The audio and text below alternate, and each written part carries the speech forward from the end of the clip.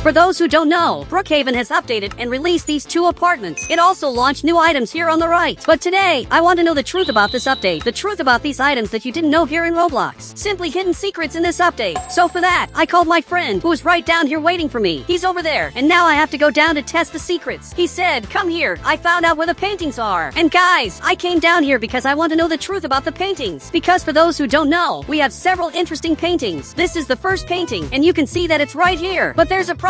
If I get to this part, you can see that it looks different, and it doesn't really match this picture. In other words, this painting has something different. This was made somewhere else that we don't know about, but apparently, my friend knows where it is. He said, follow me, so I'm going to follow him. And apparently, he got a really different car, and I'm going to get in here. And the best part is that I can take this item from the right and start making a painting, which is really interesting. Meanwhile, my friend is coming up ahead, and I'll finish this painting later. But first, I want to know where these paintings are. But this boat is really weird. I don't know what's going on, but it's totally glitched and super strange.